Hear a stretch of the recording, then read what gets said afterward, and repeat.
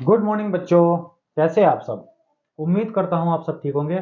बच्चों, इस वीडियो में हम पढ़ेंगे प्रेरकत्व के बारे में।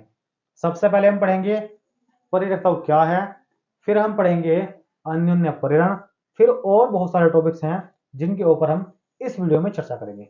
तो बेटा शुरू करते हैं। पहली हेडिंग आपकी है प्रेरकत्व। तो क्या होता है प्रेरकत्व, देखते हैं। किसी कुंडली का वह गुण जो उसमें प्रवाहित धारा के मान में होने वाले परिवर्तन का विरोध करता है। आपके पास कोई कुंडली है, उसके अंदर एक क्वालिटी है, जब आप उसके धारा के मान में परिवर्तन कर रहे तो वो उसका विरोध कर रहा, उस गुण को ही बोलते हैं प्रेरकत्व, या फिर बोलते हैं प्रेरकत्व। तो आप प्रेरकत्व बोलो या प्रेरकत्व बोलो, बात एक ही। तो किसी कुंडली का वह गुण जो उसमें प्रवाहित धारा के मान में होने वाले परिवर्तन का विरोध करता है, उसको बोलते हैं प्रेरकत्व। प्रेरकत्व कहलाता है। इसे इसे एल से डिनोट करते हैं और इसका मात्रक आपका होता है बेटा हेनरी। याद कर लोगे। ये वीडियो लेक्चर आपका मोस्ट इंपोर्टेंट है और यहां से एक क्वेश्चन आपके एग्जाम में आना ही आना है। पूरे पूरे 100 में इसकी गारंटी दूं, यहां से क्वेश्चन आपका बनेगा ही बनेगा। ठीक है बेटा, चलो नेक्स्ट आपके पास हेडिंग है अन्योन्य प्रेरण। क्या परिभाषा इसकी?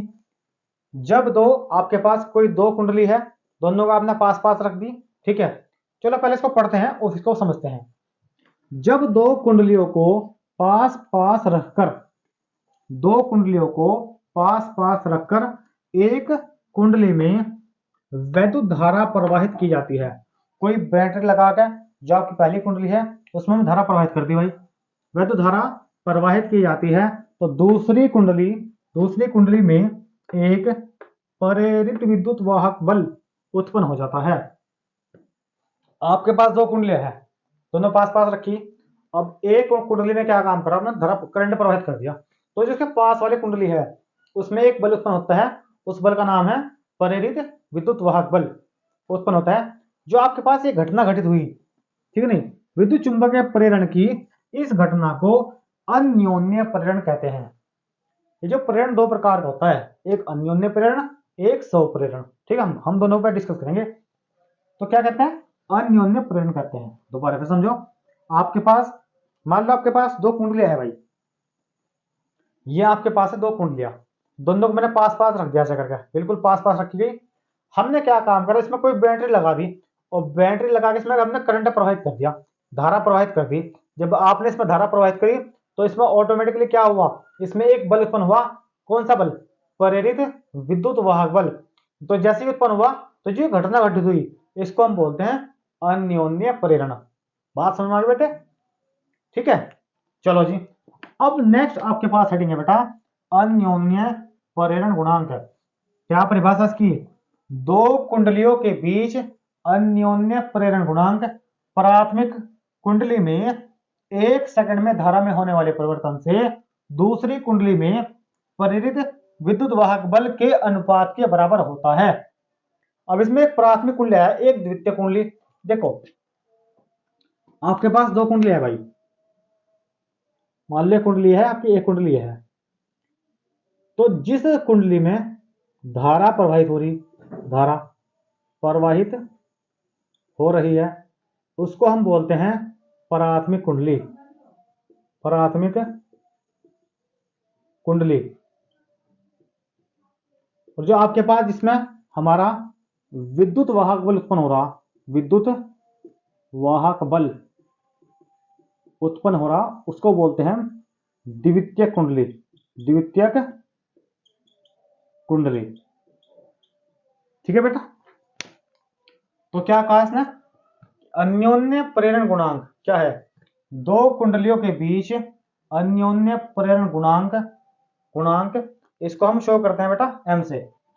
दो कुंडलियों के बीच अन्योन्य प्रेरण गुणांक प्राथमिक कुंडली में एक सेकंड में धारा में होने वाले परिवर्तन से, देखो प्राथमिक कुंडली में एक सेकंड में धारा में होने वाले परिवर्तन से, हेलो चलो डेटा ठीक है, परिवर्तन से द्वितीय कुंडली में प्रेरित विद्युत वाहक बल प्रेरित विद्युत वाहक बल के अनुपात के बराबर होता है। दोबारा समझो बेटे, दो कुंडलियों के बीच अन्योन्य प्रेरण गुणांक प्राथमिक कुंडली में t सेकंड में या फिर 1 सेकंड में धारा में होने वाले परिवर्तन तथा से दूसरी कुंडली में विद्युत वाहक बल उत्पन्न विद्युत वाहक बल के अनुपात के बराबर होता है। कर लोगे आराम से याद, बहुत इजी है। यानी आपका m बराबर हो गया E2 बटे delta I1 upon delta T. यहां माइनस लगा दो भाई, minus E2 upon delta I1 upon delta T. तो आपकी 3 हेडिंग होगी। सबसे पहले हमने पढ़ा परिरक्तव क्या है, फिर पढ़ा अन्योन्य प्रेरण क्या है, फिर हमने पढ़ लिया अन्योन्य प्रेरण गुणांक। ठीक है बेटा, अब आगे हम चर्चा करते हैं। इसके बाद जो आगे के टॉपिक हम अभी पढ़ेंगे, देखते हैं बेटा क्या है आगे का टॉपिक।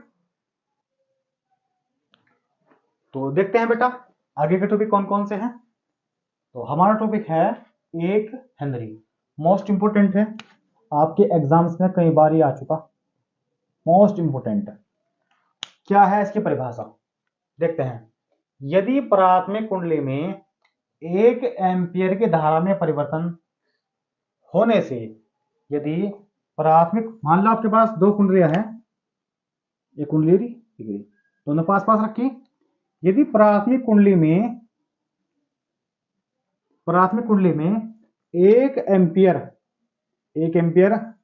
की धारा में परिवर्तन होने से द्वितीय कुंडली में 1 वोल्ट का विद्युत वाहक बल उत्पन्न हो, तब दोनों कुंडलियों के बीच अन्योन्य प्रेरण गुणांक 1 हेनरी कहलाएगा।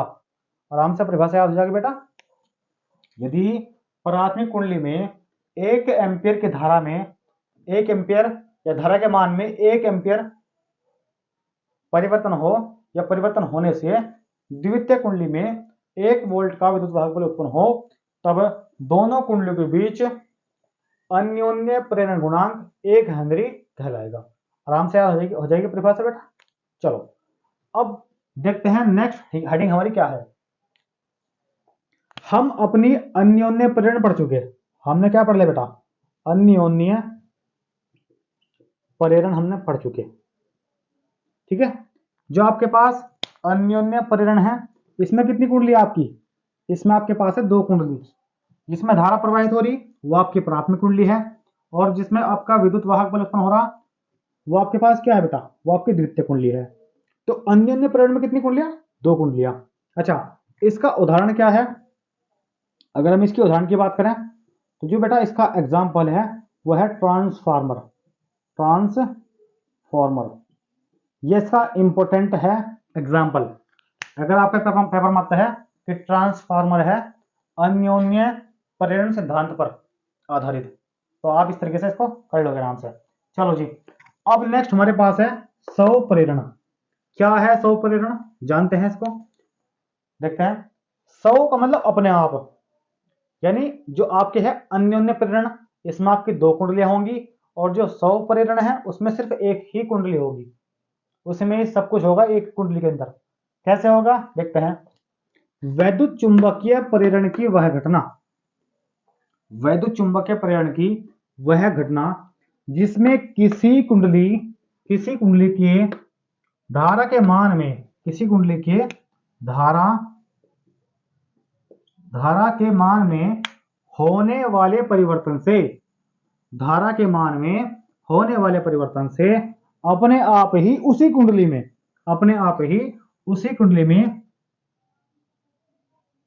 कुंडली के मान में, चलो इसका एक काम करते हैं, इसको हटा दो भाई। देखो ऐसी सिंपल परिभाषा इसकी, वैद्युत चुंबकीय प्रेरण की वह घटना जिसमें किसी कुंडली के मान में होने वाले परिवर्तन से अपने आप ही उसी कुंडली में धारा उत्पन्न हो जाती है, इस घटना को बोलते हैं बेटे स्वप्रेरण। दोबारा समझेंगे। वैद्युत चुंबकीय प्रेरण की वह घटना जिसमें किसी कुंडली के मान में होने वाले परिवर्तन से उसी कुंडली के धारा के मान में परिवर्तन हो जाता है, या उसी कुंडली में प्रेरित धारा उत्पन्न होती है। इसको एक बार देखते हैं भाई।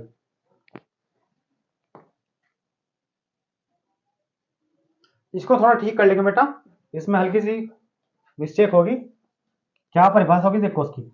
विद्युत चुम्बकीय प्रेरण की वह घटना जिसमें किसी कुंडली के धारा के किसी कुंडली में धारा के मान